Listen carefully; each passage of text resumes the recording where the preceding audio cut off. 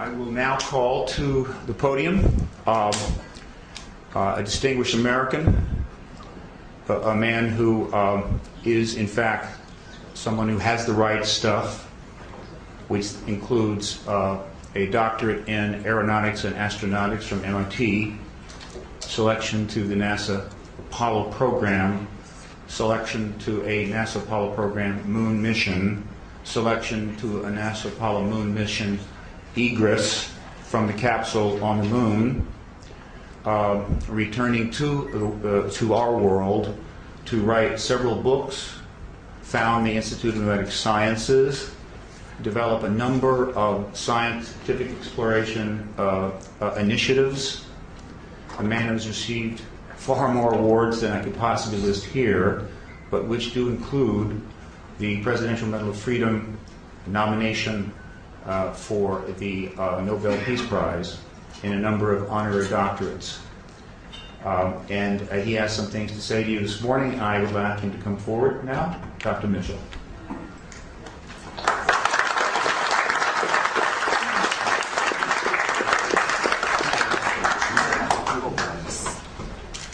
Thank you very much for being here.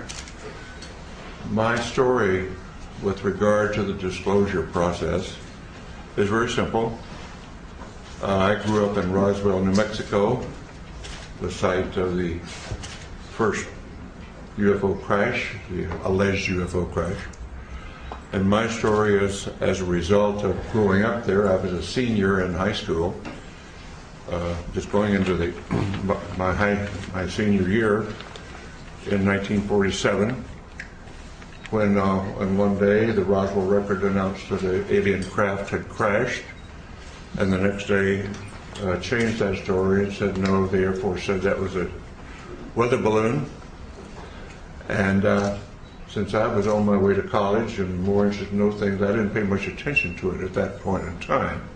However, my family was in the agribusiness. My grandfather was a cattle buyer and sold registered hereford bulls to the ranchers in the area, knew everybody in the area, in the Pecos Valley and beyond, sold cattle into Arizona, western Texas, and was affectionately known as Bull Mitchell in those parts.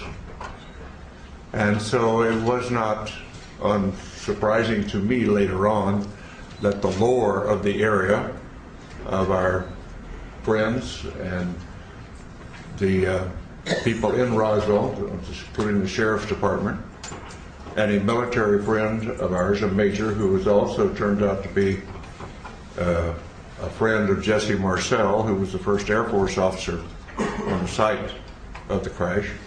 And this Air Force officer was in administration. He was not really involved, but he eventually told me his story, and that's how I became involved. So after my Apollo flight, I did very little. I knew nothing but the lore of the region up until that point. But after my Apollo flight, when I was back in the area and visiting relatives and friends, some of the people in the area who had been involved, what I call the old timers, who were involved in the 1940s, 1947, and subsequent with the Roswell crash, and people like in the sheriff's department who had been to the crash site and were supervising traffic. My friend and friend of our family, the major, who was an office mate of in the administrative function at Walker Air Force Base.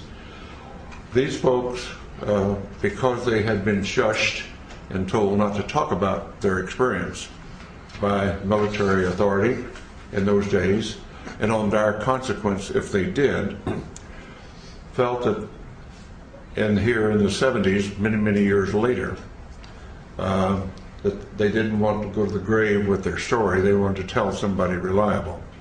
And being a local boy and having been to the moon, they considered me reliable enough to whisper in my ear their particular story and their association with the Roswell crash, including the family of the undertaker who provided coffins for the alleged alien victims,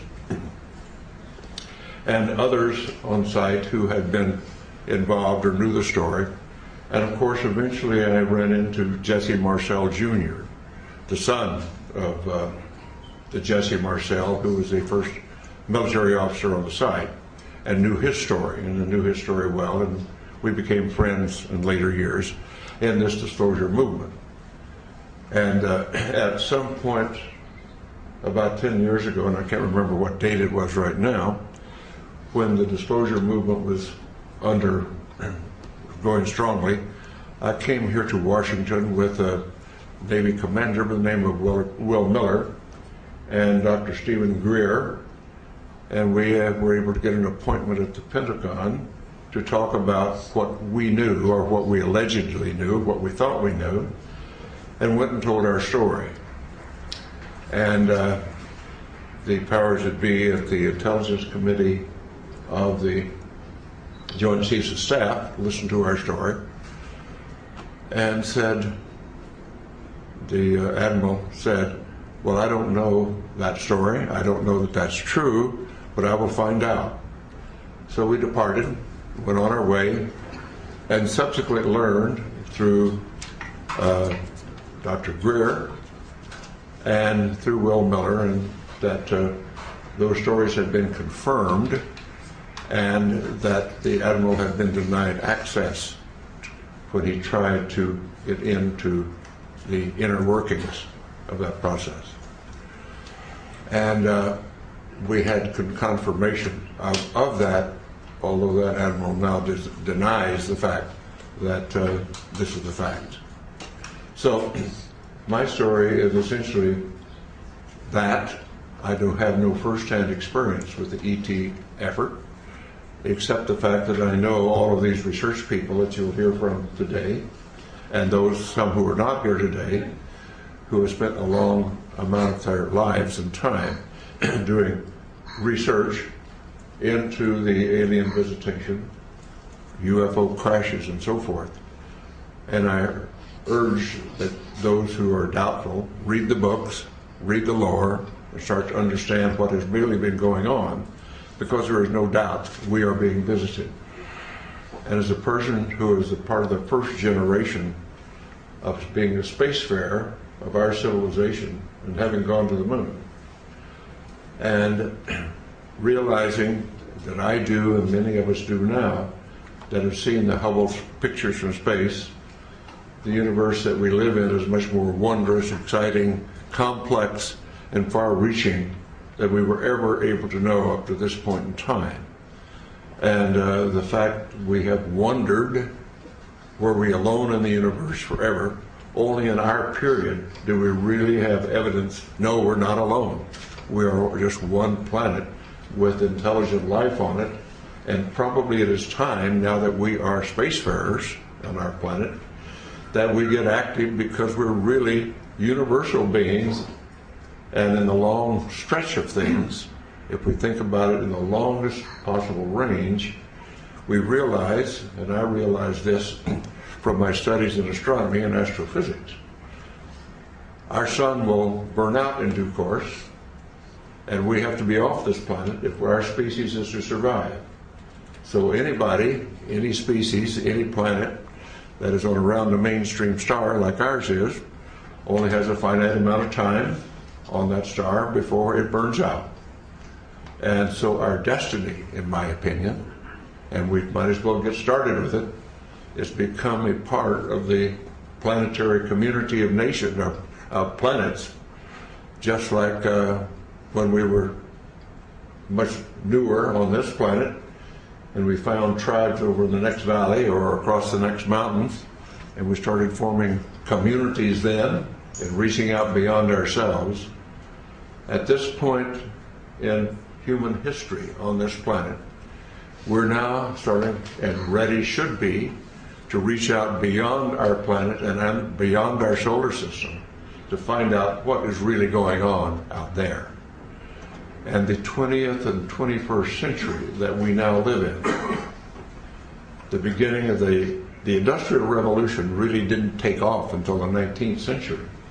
And I tell the story to some of my younger audiences, particularly in schools, that my great-grandparents went across from South Georgia to West Texas in a covered wagon at the end of the Civil War in the 1870s.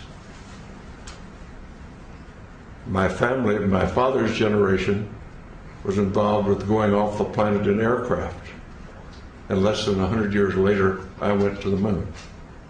So some covered wagons to going to the moon in less than 100 years is a history of the development of our civilization in not our lifetime, but a couple of generations.